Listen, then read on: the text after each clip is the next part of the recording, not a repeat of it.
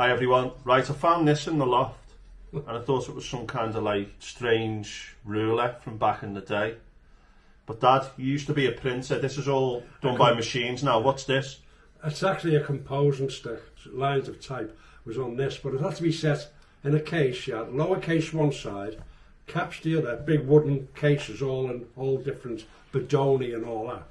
And then you'd actually, with your case, you'd have to hold the thing over the case because you couldn't drop it, and you had to set the type upside down back to front, mirror image, so that when it went on the machine in the chase it would actually come out the right way.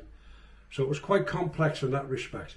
But how long did it take to become a skilled printer like that? Saving your time, it was about 6 years, the apprenticeship. 6 years. And now it's all done by computers. This is the setting stick, which was set to M's or N's.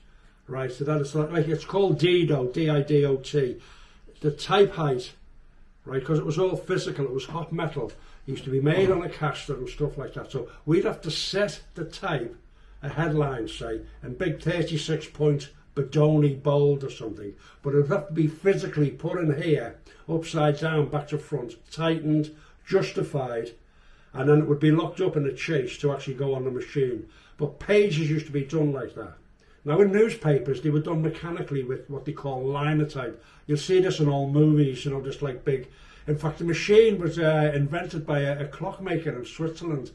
It was called linotype, went all around the world, and it was a physical way of putting type into a magazine, and actually that's how they could print newspapers and stuff like that as the technology. And this was all done reverse, so you had to be able to read backwards. Yeah, it was always back to front. You used to have to read backwards and upside down. So what's this called then? That's a setting stick. A setting stick. It used to be a joke on the bus. A comp could sit there on the bus and read the fellow's paper in the front, because, you know, if you'd read upside down, as he folded the paper over, you could read it because everything was upside down and back to front. You'd said that becoming an apprentice and learning how to do it would take about 6 years. Yeah, but you'd go to school as well. You used to go to the Liverpool Art School, which is now LIPA. Yeah, that was actually the school of print, and you'd go there one day a week, and of course you worked with journeymen, and they would actually teach you the ropes as well as you went along.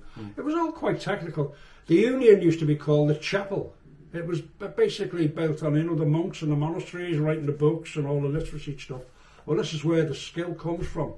You know, Mergenthaler, some guy, you know, the presses. You've heard of Gutenberg Bibles, all of these. Well, it was all to do basically with churches and monasteries and whatever. And so even right up until the day, well, till 2000 and something, union branches and printers were always called chapels.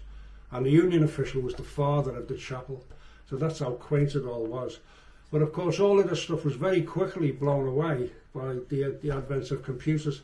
And I've actually witnessed it myself. I've seen a 15-year-old kid on a computer in a school doing very complex composing in a word processing program. I don't know if she even knew. She was doing her font sizes, indentations, and I'm looking at it thinking, it took me 6 years to learn all that physically. And this young girl was doing it brilliantly, you know, and she was about 15, and she did it nonchalantly. I don't think she even realised that you know, the sort of complexity of what she was doing. She was just looking and playing around with it, and it was actually brilliant. And of course, before the printing press, it was all done handwritten in the churches. Well, that's where it developed. Knowledge was power. Literacy wasn't widespread, was it? Yeah. Well, the movable type, the 26 pieces of type, you know, the alphabet. The guy, I forget what his name was now, some German guy.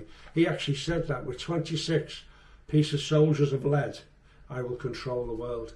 And of course that's where the Reformation and everything comes in, because once that these, what was his name, Wickham, the English guy, went over to Germany, to Worms I think it was, and I think it was Gutenberg showed them the process, and he could come back here and reprint the Bible, or they printed it in Holland actually, in English. And that was basically the Reformation, is that the ordinary hunters, the people in the street, could actually read the book because it was in English. So really, movable type and printing was really the first sort of, when you think about the innovation about computers, without printing, we wouldn't have had, you know, all this advancements in technology and everything else. It was a great step forward. So when you see printers today, that's usually less staff operating machines, isn't it? Oh, in the past, it was all to do with people who were highly skilled. Yeah, it was all digital today. Everything is digital and complex in a different way. But back in the day, it was just mechanical stuff.